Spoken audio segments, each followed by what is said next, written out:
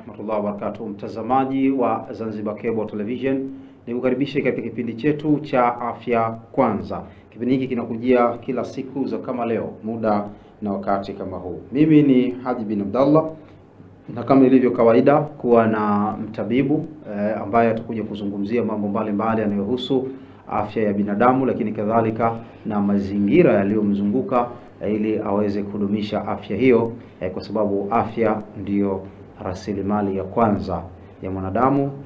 Ndio mwingine anaweza yakafuata. Bila afya basi uhai thamani yake ni ndogo sana. Leo daktari wetu ni Daktari Yunus Amur. Huyu ni daktari bingwa wa magonjwa ya ngozi na uzazi kwa wanaume. Karibu sana daktari. Karibu, nikupe fursa nawe uweze kuwasalimu watazamaji. Kusabahi inakuwa ni asubuhi, sasa hizi tuko usiku. Kuwasalimu watazamaji, kisha nije niwaambie leo mada yetu ni ipi. Lakini kawaida wakisha kuona kuna kifaa hiki mezani, wanajua leo ni siku yao ya kujimwaga mwaga kwa kuuliza yale ambayo yanatokana na mada iliyopita katika kesi hizi ambazo tutazungumza leo. Karibu kwanza kuwasalimia watazamaji. Okay, bismillahirrahmanirrahim. Kwa jina naitwa Dr. Yunus Amur, ni daktari bingwa magonjwa ya ngozi na magonjwa ya uzazi kwa wanaume. Dokta, katika kipindi kilichopita tulizungumzia uzazi kwa wanaume ama uzazi kwa upande wa wanaume.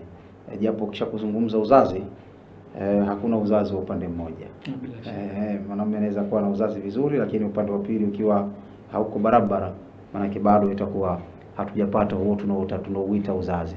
Lakini sisi kipindi kilichopita tulizungumzia yale yanayomhusu mwanamume, tukitarajia kwamba mkewe au mwenza wake nyumbani yuko vizuri, basi sisi tunatazamia huyu wa kiume. Na ikiwa mwenza wake hayuko vizuri, tutawaletea mada zinazofuata katika masiku mengine, uzazi nao kwa wanawake, ili mambo yaweze kuwa sawa sawa. Mambo yaweze kuwa sawa sawa.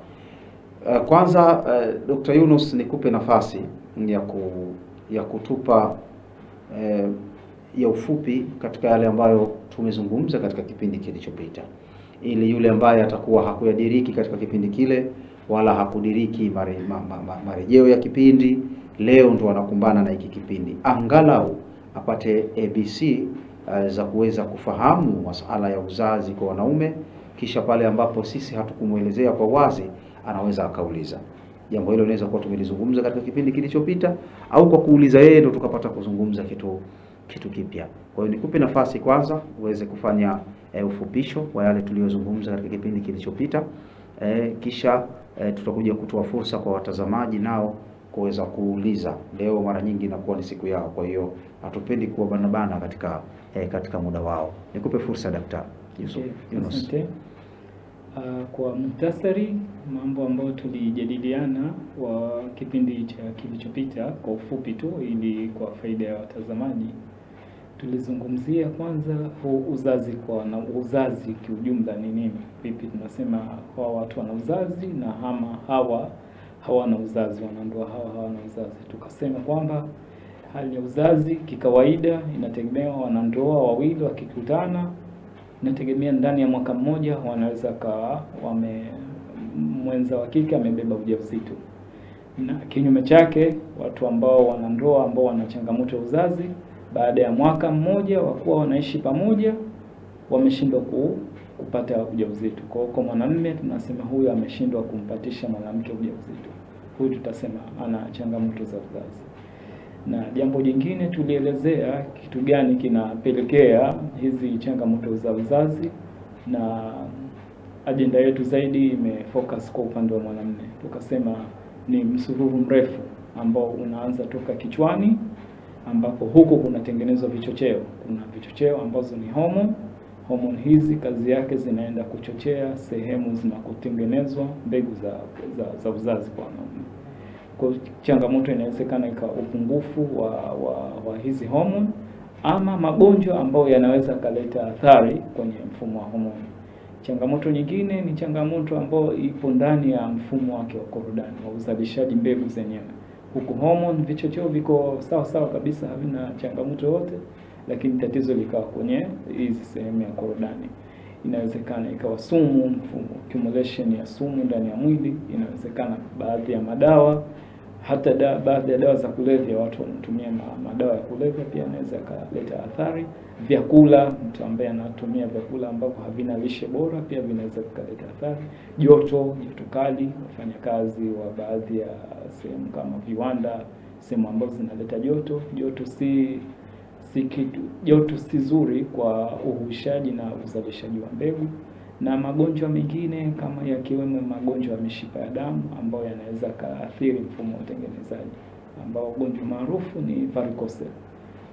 Korodani hizi zinafanya mapingili ya mishipa ya damu, ambayo hii inaleta athari kwenye mfumo wa uzalishaji mbegu. Kwa hizi tuliongea kwa muhtasari. Na nyingine inawezekana kuziba, mirija ya uzazi imefanya kuziba, na hizi kutokezea pengine kuna mwanandoa mwanamume anafanya tendo la ndoa vizuri na anafika kuna kustahiki, lakini mbegu zake hazitoki. Kwa hiyo inawezekana pengine kuna shida, mirija imeziba, ama uzalishaji kwa asili haupo, pia hizi ni kutokezea. Na nyingine vyakula, dawa ambazo zinaathiri mfumo wa homoni pia tulizungumzia. Kwa hivi ni vitu ambavyo tulizungumzia kwa muhtasari. Daktari, kuna vitu katika kipindi kilichopita tulivizungumzia, lakini kwa kuviharakiza kidogo kulingana na wakati. Leo ningeomba tuvizungumzie kwa dakika kadhaa kabla ya kuja kuwapa fursa watazamaji kwa yale ambayo watahitaji kuuliza waweze kutuuliza. Baada ya kumpata sasa mtu mwenye changamoto ya uzazi na akajithibitisha yeye mwenyewe kwamba nahisi nitakuwa nina changamoto na mwaka wa 5 huu na mwaka wa 6 huu, na pengine labda akizingatia alioa mtu ambaye anakotoka tayari alikuwa na watoto 1 au 2, kwa hiyo hii moja kwa moja anaweza mtu akajishtukia yeye kwamba hiki naona kama kikwazo kama kinaanza kwangu. Hatua zipi mnazichukua kama madaktari? Hatua ya mwanzo, mgonjwa huyu atakapofika hospitali na kujieleza, na sisi tukajiridhisha kwa kupitia majadiliano naye, kinachofuata ni uchunguzi. Vipimo. Na vipimo cha awali kabisa ni kuangalia mchanganuo wa mbegu zake za uzazi. Tutakusanya mbegu zake za uzazi kwa njia ya yeye akafanya tendo la ndoa na mama nyumbani, ama kwa njia ya kujichua.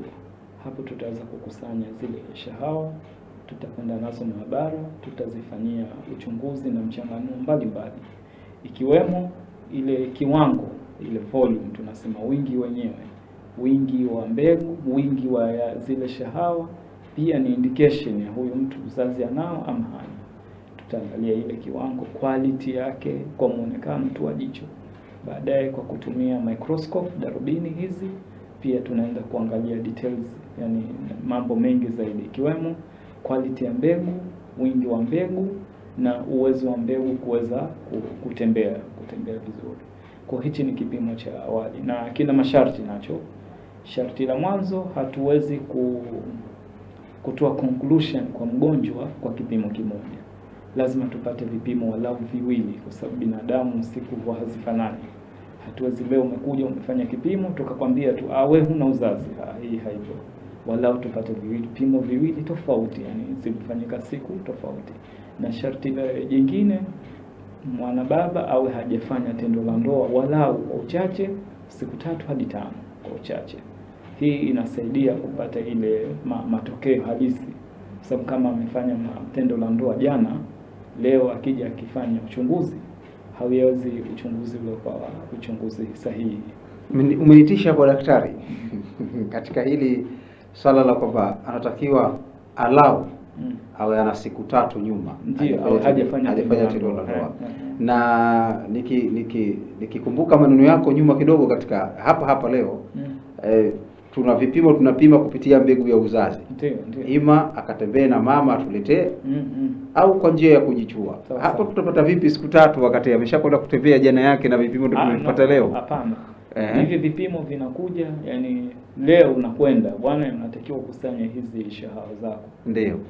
Unaweza aidha njia moja ukakusanye ukiwa unaenda kufanya tendo la ndoa na mkeo ama kwa njia ya kujichua. Ndio. Ni hivyo. Okay. Manake hii siku ambayo leo nakwenda kufanya kwa ajili ya kukusanya mbegu ya vipimo. Hiyo ndio tunakihitaji sisi. Siku 3 huko nyuma niwe sijashiriki tendo. Hujashiriki. Hapa sasa ndio umeniweka pazuri. Okay. Manake hizi mbegu mtakazozipata zinatoka katika tendo hizi. Ndio hizi.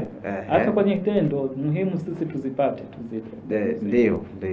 Manake wasiwasi wangu ilikuwa tunazipata vipi siku 3 wakati huyu katoka kwenye tendo. Na kwa siku 3 nyuma awe hajafanya. Leo anakuja akiwa msafi, ndio anakuja fanya siku 3 nyuma. Ama siku 5 nyuma. Hii inasaidia kuzipreserve, kuzihifadhi zile mbegu zile kiwango cha wastani. Kwa sababu mtu ambaye ametoka kufanya tendo la ndoa sasa hivi, kesho yake hawezi kuwa na mbegu za kiwango kikubwa. Kwa walau zipite siku ili kuwa na kiwango cha wastani kizuri. Ikiwa chache, maana yake huyo tutakuja kumpa majibu ambayo hayana uhalisia. Kwa hiyo kipimo cha mwanzo na ndio muhimu. Vipimo vinavyofuatia ni vipimo vya mfumo wa homoni. Tunaangalia homoni ambazo ni vichocheo. Tutaangalia testosterone hormone, follicle stimulating hormone, sometimes tutaangalia na prolactin hormone ama na estrogen hormone. Hizi ni vipimo muhimu.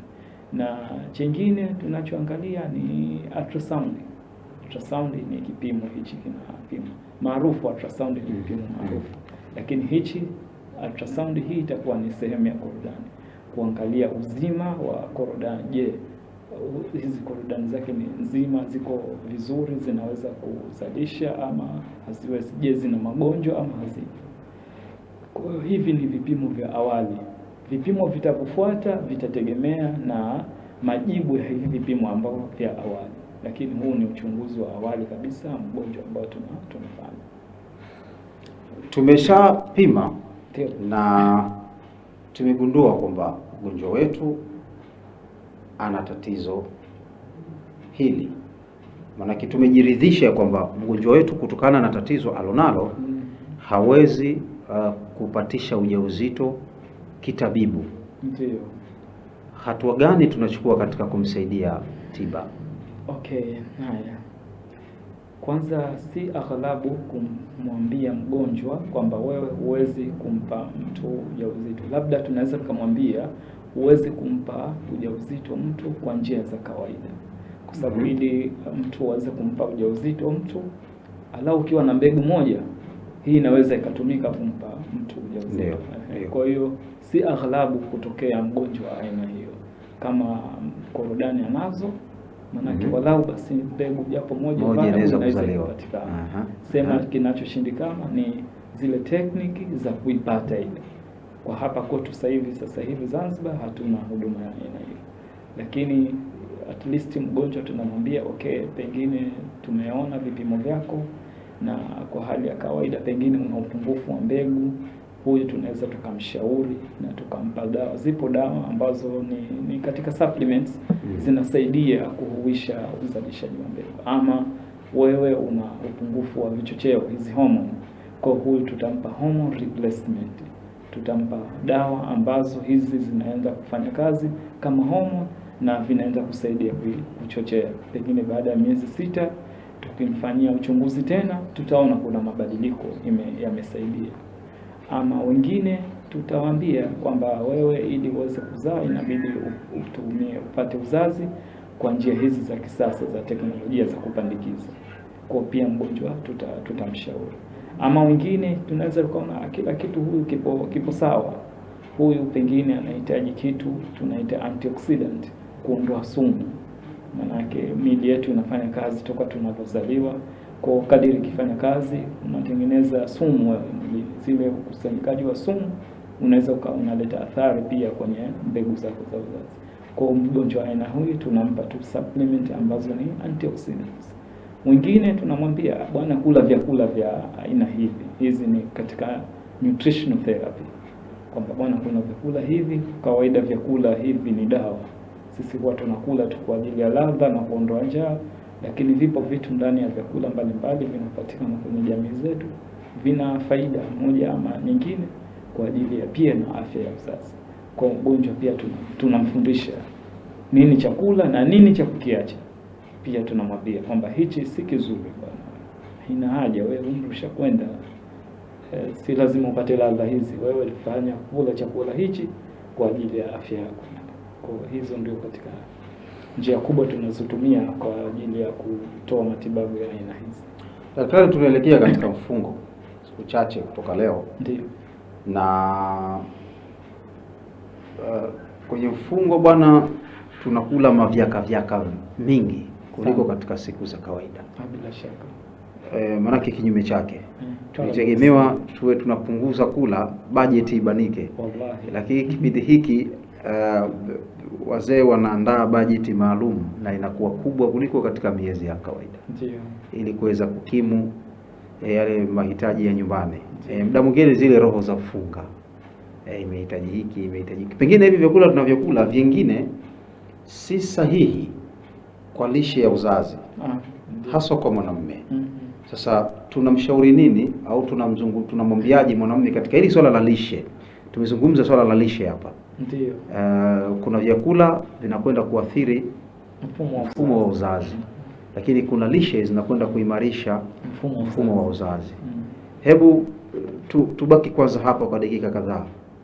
Kama viko ambavyo vimewekwa kitaalamu hivi vinaathiri, hebu tuorodheshe, na vile ambavyo vinarutubisha tuvijue, ili tufahamu kwamba tukienda sasa sokoni tukavamie boga na kiazi kitamu, lakini kijimbi tukiache. Ndio. Japo tunakipenda, lakini kwa sasa kwa kuwa tuna target kitu hiki tukiache. Sasa tupate hiki. Hebu tupe hapa daktari. Haya. Kilivyo katika hivi vyakula vimegawanyika kwenye makundi. Kwenye makundi kuna vyakula ambavyo lengo lake kupunguza kiwango cha mafuta katika hiyo uzazi, kwa sababu mafuta yakiwa mengi ndani ya mwili, hususan tunamzungumzia mwanamume, hii inaenda kuleta athari ya kupunguza kiwango cha homoni ya testosterone. Sana wanakuja watu ambao wako obese au overweight. Hawa wana kiwango kikubwa cha mafuta na kinaweza kikaathiri testosterone wakawa wako chini. Wakiwa wako chini, bila shaka na uzazi unaenda kuathirika. Kwa kuna wagonjwa ambao cha kwanza tunawafundisha namna gani ya vyakula ambavyo vinasaidia kupunguza kiwango cha mafuta mwilini. Kwa tunamwambia hivi punguza, hivi vinaleta mafuta mengi mwilini. Na mfano mkubwa wa vyakula hivyo ni vyakula vya uwanga, hususan uwanga uliokobolewa, uliofanywa manuva na processing za viwanda, ambao quality yake ile halisi inakuwa imepungua. Na vyakula vya aina hii ni hivi vyakula tunavyokula siku zote majumbani kwenye jamii yetu hii, jamii ya Waswahili. Vyakula vya ngano, wali, mchele, aina hizi tunazotumia, sembe. Kwa mgonjwa tunamwambia huko punguza. Kadiri utakapomudu wewe punguza vyakula vya aina hivi, kwa sababu hivi vina athari mbaya. Jingine sukari. Mgonjwa tunamwambia sukari haina faida at all. Iache. Tunamwambia kabisa. Mwambia pengine bwana wewe umri ushakwenda, wewe kijana wa miaka 40. Toka unazaliwa wewe unakula vitu vya sukari. Kwani ukiacha sukari leo utabadilika nini? Kwa hivyo tunamfundisha mgonjwa hivi acha. Jingine ukiacha vyakula hivyo, katika hiyo kusaidia sasa kupunguza kiwango cha mafuta mwilini, tunamwambia ongeza kiwango cha vyakula vya fiber. Vyakula fiber Kiswahili yake nafikiri sijui kama ni nasema nyuzi, vyakula ambavyo hivi vinasaidia kupunguza kiwango cha mafuta na kiwango cha sukari ndani ya mwili. Kwa hiyo tunamwambia mgonjwa ongeza intake ya vyakula vya aina hivi. Miongoni mwao ni hizi cabbage na mboga za majani kwa wingi. Lakini hali kadhalika hizi mboga za majani pia zinasaidia kuongeza baadhi ya madini, ikiwa zinki, madini ya chuma, iron, na vile baadhi ya vitamins, ambazo vitamins zinatumika kama ni antioxidant, zinaondoa sumu mwilini. Tunamwambia mgonjwa aongeze hivyo. Na kuna baadhi ya mboga ambazo hizi ni specific, hizi zinaenda kuact moja kwa moja zinaenda kwenda kuleta athari nzuri kwenye mfumo wa uzazi. Hii ikiwemo mboga kama hizi mabilikanyi, bamia. Hizi ni simple na zipo zinapatikana kwenye kwenye jamii yetu hizi wagonjwa tunawaelekeza watumie kwa wingi boga. Hili boga ambalo limezoeka hapa kwetu jamii ya Waswahili kutumika miezi ya Ramadhani, lakini mgonjwa tunamwambia usipendelee kupika boga la sukari. Sisi tumependelea sana la sukari, tunamwambia pika la kawaida. Tunaweza kupika hata boga la chumvi tu, kati ya nazi na chumvi na viungo vingine na vitu vingine. Na kokwa tunamwambia usitupe, kwa sababu ndani ya kokwa ndio mna most nutritious issue ya kwenye boga. Maana ile tukoshe tukatekate tu kwa sababu najua kwenye kokwa sio boga tu, vyakula vingi kwenye kokwa ndo kwenye madini ya aina yote. Maana kokwa ndo ino control uzazi wa generation ijayo, na mara nyingi kokwa ndio mbegu haswa. Maana hata kwenye lishe na nutrient nyingi zinapatikana ndani ya zile kokwa. Hizi usitupe, kwa sababu kwenye kokwa za boga ndani yake mna effect nzuri, ikiwemo hizi athari ya kuongeza testosterone hormone kwa wanaume. Hapa daktari, kwenye kokwa usitupe hapa. Boga ukikata kuna vitu pale vinavyokalia kokwa. Maana kokwa hukuti moja tofauti na baadhi ya matunda. Maana kokwa zake hizo boga zimo ndani ya kikasha chake. Nakuta zimepangana mle ndani ya kikasha. Maana tupike tu na kikasha chake kile hakina shida, au tuchambua wakati tunachemsha lazima tusitie. Hii nafikiri ni mambo ya kimila tu, lakini kwenye ulaji hayana athari na vitu vyenye faida. Nafikiri sisi tumezoea tu kwamba tunatupa. Sasa tubadilike. Mtu anaweza kaamua kutokuzoea kwa sababu sio sumu zile na ni vitu vyenye faida. Tubadilishe mazoea. Bila shaka. Hata tukifanya hivi ambavyo mnatuelekeza madaktari, manake hayo atakuwa nayo mazoea tukishazoea vile. Bila shaka. Watu wanaweza kalikuta kumbe vipi vinaliwa. Na vyakula vingine ambavyo pia tunasisitiza kwa wagonjwa, pilipili boga pia hizi ni katika vyakula vyenye faida. Vyakula vingine zucchini si vyakula maarufu sana hapa kwetu, lakini vipo vinapatikana sasa hivi. Nchi ya kitalii. Vipo zucchini, hata brokoli tunawaambia wagonjwa watumie kwa wingi. Hii ni katika jamii ya vyakula vya mboga. Kwa upande wa matunda, ambayo zaidi athari ya matunda yanaenda kuongeza kiwango cha antioxidant, kuondoa sumu. Matunda hayo miongoni mwao ni komamanga. Komamanga zipo Zanzibar nyingi tu, japo hazipo kibiashara, lakini zipo na zina faida nyingi tu komamanga. Hizi parachichi pia ni katika vyakula ambavyo matunda ambao yana athari nzuri kwa ajili ya uzazi. Na nyingine ni hii zaituni, olive. Zaituni Zanzibar tuna variety yetu ya zaituni, sio hii ndio ikusudia mimi. Nilikusudia hii olive na koko yake kama ngumi. Haswa nilikusudia mimi hii olive, mafuta yake, na hata zile ambazo fresh olive nzima ambapo hapa kwetu si aghlabu kupatikana. Lakini pia hizi ni dawa nzuri kwa ajili ya uzazi. Zinasaidia kuongeza hizi kiwango cha antioxidants mwilini. Na kitu kingine, ukitoa haya matunda ambapo pia tunawaambia wagonjwa wetu katika hizi jamii ya nuts, njugu. Hizi kuna jamii ya vitu vingi, miongoni mwa njugu, hizi njugu ambazo zipo zinatumika, lozi, jamii hizi korosho, hizi zote hizi pia zinasaidia. Hizi zina mafuta aina nzuri na vile zinasaidia kiwango cha cholesterol ambayo inasaidia kutengenezea hizi hormones za testosterone na vitu vingine. Pia wagonjwa tunawaelekeza matumizi mazuri ya hivi. Na kwenye matunda niliacha kitu kimoja, ni very important.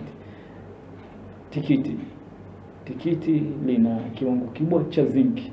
Zinki ni katika madini muhimu kwa ajili ya uzazi. Ndani ya tikiti linapatikana kwa wingi zinki, na ndani ya kokwa za tikiti pia wagonjwa tunawaambia kwamba tikiti usitupe. Ya kokwa za tikiti usitupe. Hii nazo zina faida. Na vyakula vingine vya protini vyote hivi vina muhimu. Mfano, pweza, samaki, nyama, mayai, hivi pia ni vyakula ambavyo vina muhimu kwa ajili ya kusaidia kuhuisha na kuzalisha mbegu za uzazi kwa wingi. Tukushukuru sana daktari. Nadhani tukapate mapumziko mafupi. Tuende tukaangalia afya tip, tukirudi kupata mapumziko yetu sisi yanakuwa kiafya bwana. Sisi ni wanaafya, kwa hiyo hata tukiamua kupumzika basi tunapumzika kiafya. Kwa hiyo hatupumziki tukiholela. Tukapate afya tip. Tukirudi tutakuja kusikiliza yale ambayo mnataka kutuuliza au mnataka kutushauri kupitia 0714 75 45 94, 0714 75 45 94 ndio nambari zetu ambazo tukirudi tutakuja kupokea simu zako. Kwanza tukapate mapumziko. Kama una swali basi usipigi sasa hivi, weka. Nikirudi mimi, ukianza tu kuona sura yangu, basi fahamu kwamba huo muda wako umewasili. Twende tukapate mapumziko. Unapokuta changamoto kama hilo, haitakiwi kulumbana. Unatakiwa mwende hospitali, mwende mkaangalie afya yenu ilivyo kikamilifu, kwa sababu inawezekana pengine mwenyewe mwanamume huna kizazi au mwanamke hana kizazi. Katika wote wawili inaweza likatokezea hilo, kwa sababu mwanamume useke kigezo kama ni mwanamume na nyanyuka rijali ukahisi kama ndo kunyanyuka ndo kizazi wenyewe. Hamna. Unataka usimlaumu mwanamke, uende kaangalia afya yako kwanza. Kwa ni wazito sana kwenda hospitali. Wanaume aghlabu sana huwa wanatupia mzigo wanawake, lakini usiweze kumtupia mzigo mwanamke. Na wewe mwanamume pia unakuwa matatizo yanakupata, kwa sababu hata mfano kama mimi niliwahi kupata matatizo kama hayo, lakini sikumlaumu mwanamke na nikaenda hospitali. Ilikuchukua muda gani kupata kizazi? Mimi wana mgongo wa kwanza nilichukua hata miaka 4 sijapata kizazi. Ndio maana mpaka nilipofahamishwa kama wewe nenda kacheki afya yako, na nikaenda kacheki afya yangu bila mwanamke kwenda yeye, na nashukuru nikafanya tiba nikamaliza na nikapata kizazi. Jamii sasa hivi wanaichukulia kukosa kizazi kwa ndani ya ndoa kuwatupia mzigo mkubwa sana wanawake, lakini kumbe haitakiwi kumtupia mzigo mwanamke. Na mwisho ndio hapo anapoamba mwanamke mgumba tasa hazai, kumbe sio kosa lake. Unaishauri nini jamii ambayo imejikita katika upande huu? Ukikuta katika mmoja hapo ana matatizo kama hayo, na washauri wende hospitali wakapate mwongozo kamili, ndio atakapojulikana kama ni mwanamke au ni mwanamume. Na kwa ushauri wangu bora wende wote wawili kwa pamoja. Jina naitwa Hamisi Seif Bakari, nakaa Chuini Betrimali. Changamoto kubwa ya uzazi kwa upande wa wanaume inakuja kwa hususan kwa msichana ambaye kashaolewa, baadaye akaachika kwa yeye kule kapata kizazi, baadaye akaachika kule akija akiolewa na mwanaume mwingine yoyote yule, inakuwa ni matatizo yanakuwa makubwa. Kama atakaa mwaka mmoja miaka miwili, kubwa wanaume hapo anakuwa anadharauliwa na kudharauliwa kikubwa, kwa sababu kuonekana kuwa hana kizazi mwanaume. Kwa hiyo pale inakuwa amani hamna ndani ya nyumba, ugomvi huu na huu kila siku, kuonekana kudharauliwa, kuonekana kuwa si mwanaume rijali. Hakika hizo changamoto zinatupa mtihani sana wanaume. Kiukweli hatujui tuelekee upande gani, maana kiukweli kwa mambo ya kizazi ni mipango ya Allah mwenyewe hiyo alojalia. Kwa hiyo kuna kupata mtoto ama kukosa, yote ni mipango ya Mungu. Na vile vile inakuja changamoto hiyo yote pia inakuja pengine ni mifumo ya damu pia kuingiliana na mwanamke kwa huendani nayo, ndio inakuwa changamoto kama hivyo. Lakini kiukweli hili linakuwa changamoto kubwa kwa upande wetu wanaume. Na ushauri jamii au na washauri wanaume wenzangu, inapotokea changamoto kama hii tusisite kuenda kupimo cha kwenda kwa kituo vya afya ili kujua afya zetu, sio sisi wanaume wala wanawake. Inapotokea changamoto kama hizi tunatakiwa tuende kituo cha afya ili tuende tukajue afya zetu ziko vipi. Mimi naitwa Omar Haji Bilali, mkazi wa Mwera Hawaii. Ila kwamba sisi wazazi kama wazazi tunatakiwa tutambue hilo la kuona kwamba mtoto wako umefanya jambo la khairati hili, lakini baada ya muda mrefu ukawa unamshauri, kwa sababu jamii zilivyo inafika pahali mpaka yule mtoto wa watu ambaye amekwenda kuchukuliwa upande wa pili anyanyanyasika, kaja nyumbani anajaza choo tu hazai na nini. Sio hivyo jamii, tusiendeni huko. Yule anahitaji na yeye binafsi na yeye aitwe mama, na baba anahitaji aitwe baba. Kwa hiyo tuwe tunakaa shura kwa pamoja, wazazi kama wazazi, tuwe tunajadiliana kuhusiana na haya, utaratibu mzima, mipango yote anayo Mwenyezi Mungu. Ila ninachokisema, jamii isijengeke kwenye mambo ambayo yaliokuwa hayana mustakabali mzuri, kuzungumza vitu vilivyokuwa havipo. Sisi tuamini tu kwamba Mungu ndo mtengenezaji wa mambo yote hapa kwenye mgongo. Mimi mwenyewe binafsi nazishuhudia zimo, maana nikikwambieni hivyo, kuna jamii yangu ambayo inanizunguka mimi mwenyewe, katika brother zangu mmoja amevuta subira naye si chini ya miaka 10 na walivuta subira sana tu, lakini wamekwenda alhamdulillah, Mwenyezi Mungu ajalia kawapa kizazi baada ya subira yao kubwa. Na si hao tu, mimi nawajua wapo kwa ushahidi. Ukitaka we hata kesho njoo, tutaenda ngakuonyeshe hawa wawili hapa walivuta subira, kwa sababu wote wanasema kwamba kila mmoja mimi kizazi ninacho, mimi kila mmoja kizazi ninacho. Kwa hiyo kinachoenda pale ni kuvuta subira, muvute subira.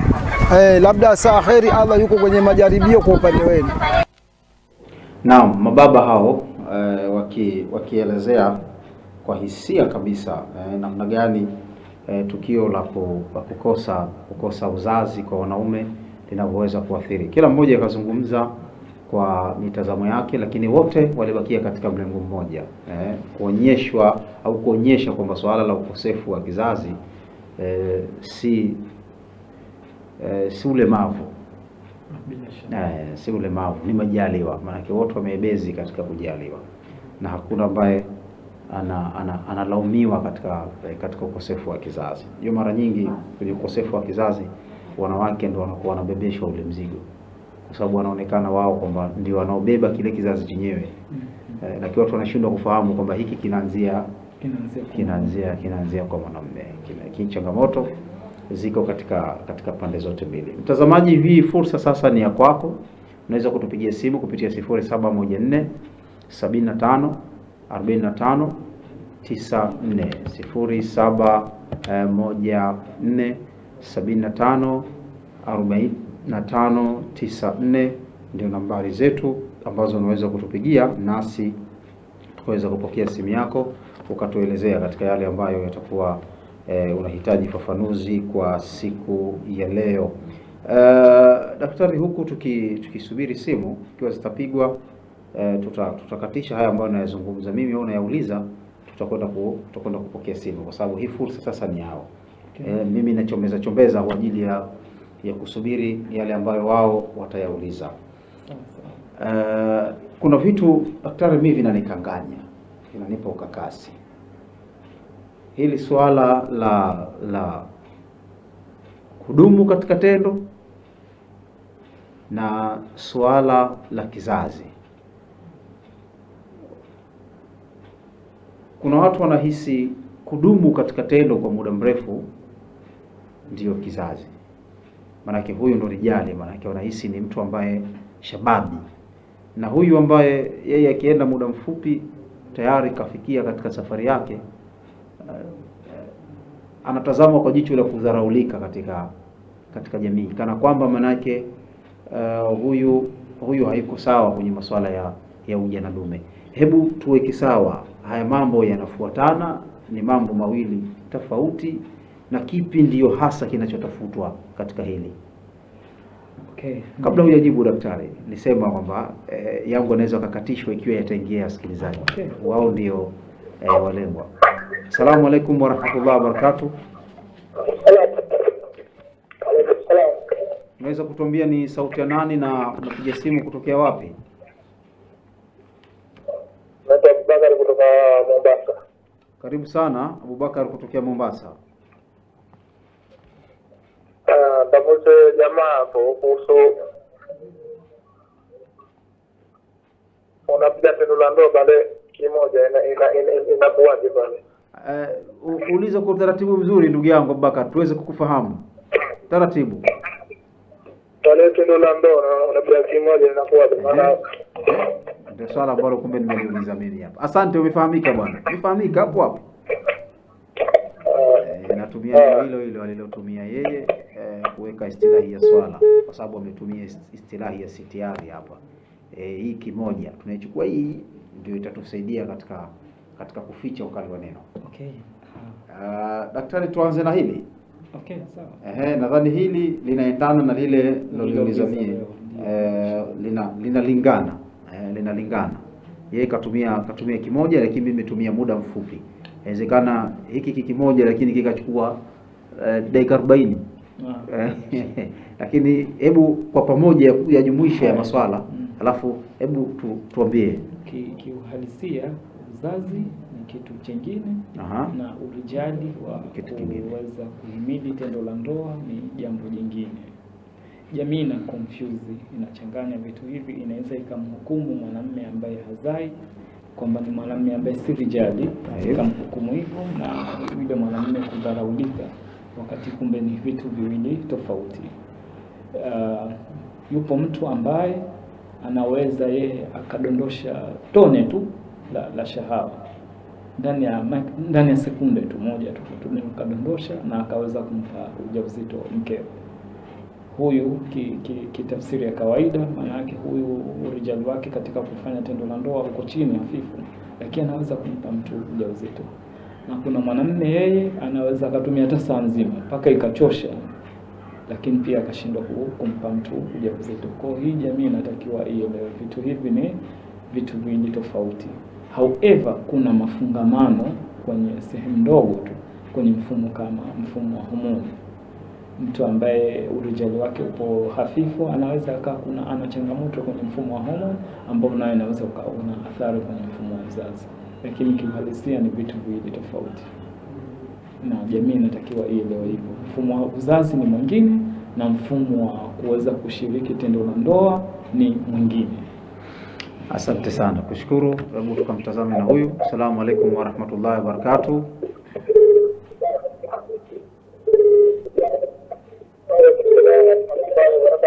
Ungepunguza kidogo sauti ya TV ili tuweze kufahamiana vizuri. Naondoa shaka, hata ukiondoa kabisa sauti ya TV, mimi na wewe tusikilizana kwa uzuri tu. Asante pia, tukushukuru kwa busara hiyo. Pengine sauti ya TV na yeye iko mbali kuweza kupunguza, kwa video akate kwanza afuate TV.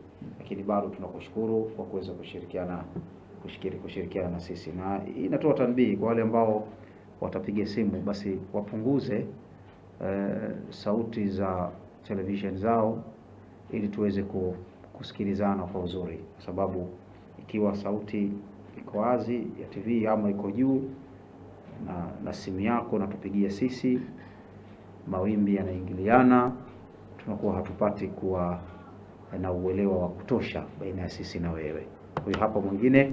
Assalamu alaikum wa rahmatullahi wa barakatuh.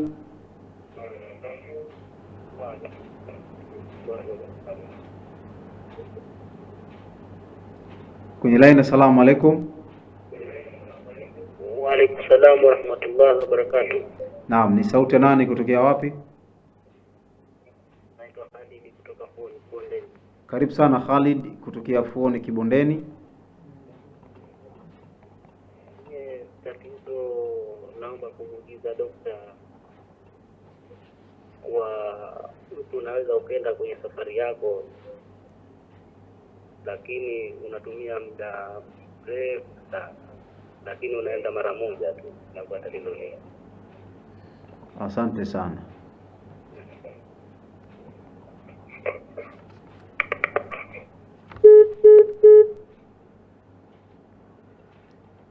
Leo maswala yamekuwa yana mfanano kidogo.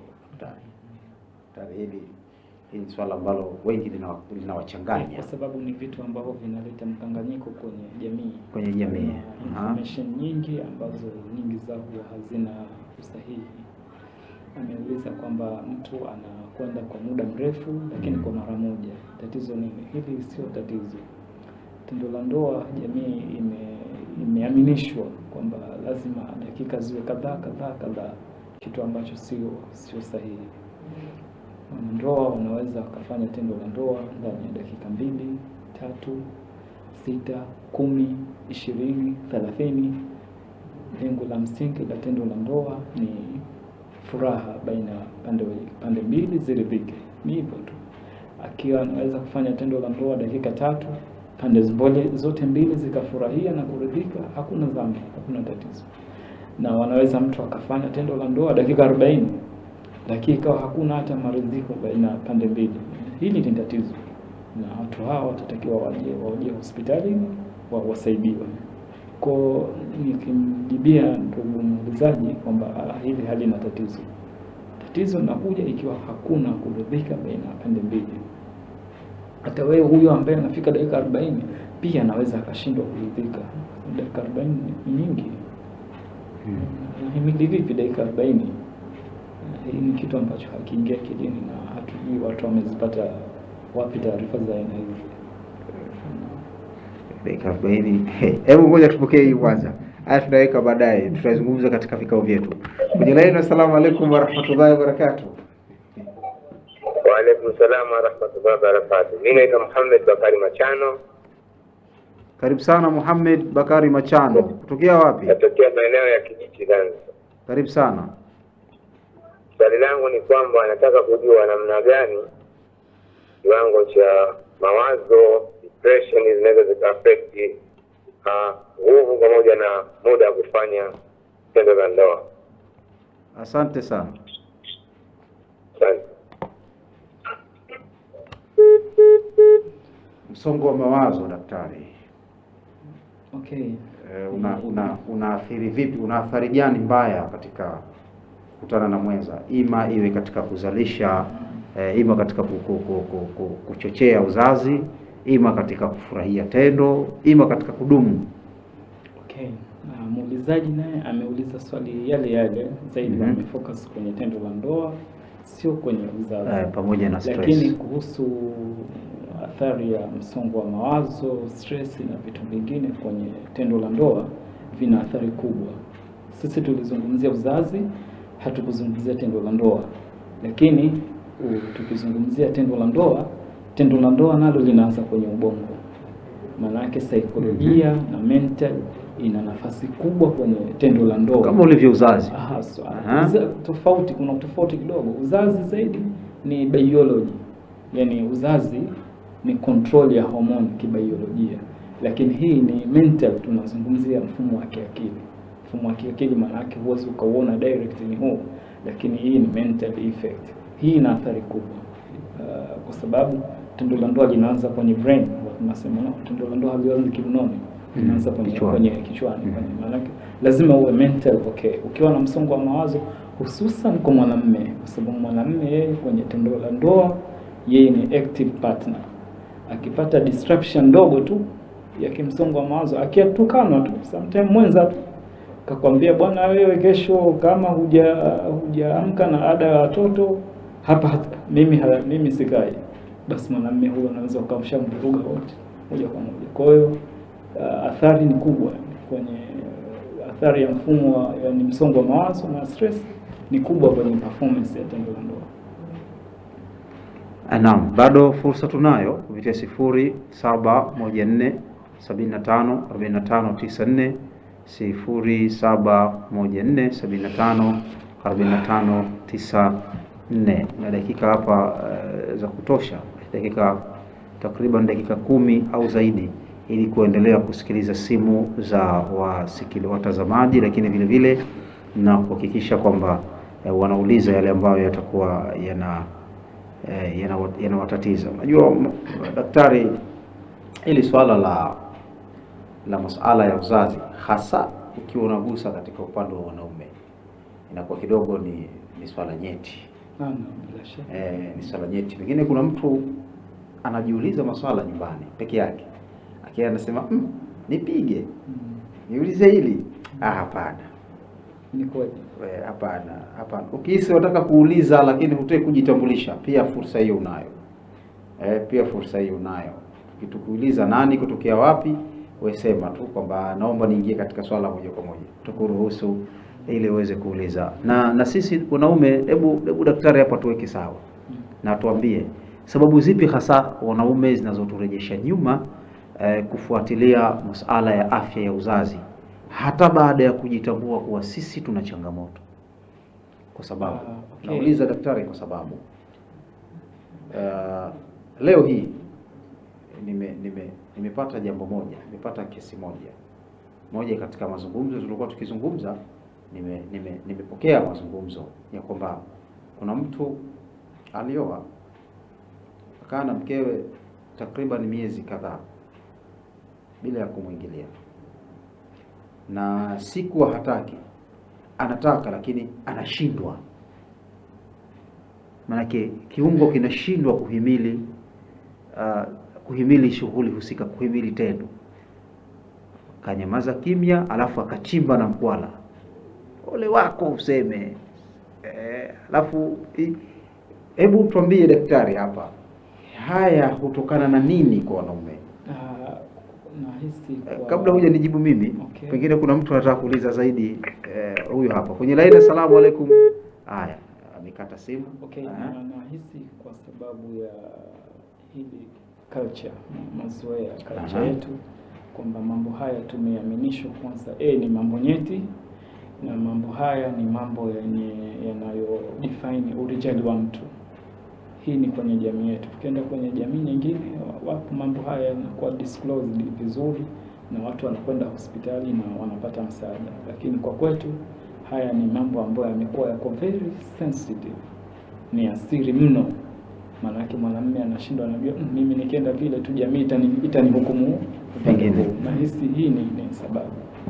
Na jingine nafikiri kukosa leo uelewa, pengine kupitia program kama hizi zinaweza zikasaidia kuamsha watu kidogo kuweza kujua okay, kumbe hizi huduma zipo na madaktari wake wapo, wanaweza tukapatiwa huduma.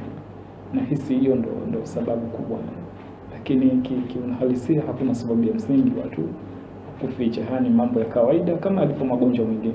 Mtu kazaliwa mlemavu, mtu kazaliwa na hili, mtu unaweza ukawa mzima leo, kesho umeamka unaumwa na maradhi umelazwa. Kwa hali kadhalika na kwenye hili ni vitu ambavyo vipo. Unaweza ukawa wewe upo vizuri, baadaye ukawa hali haiko sawa na ukahitaji msaada. Hakuna sababu ya watu kuwa na hisia za aina hiyo.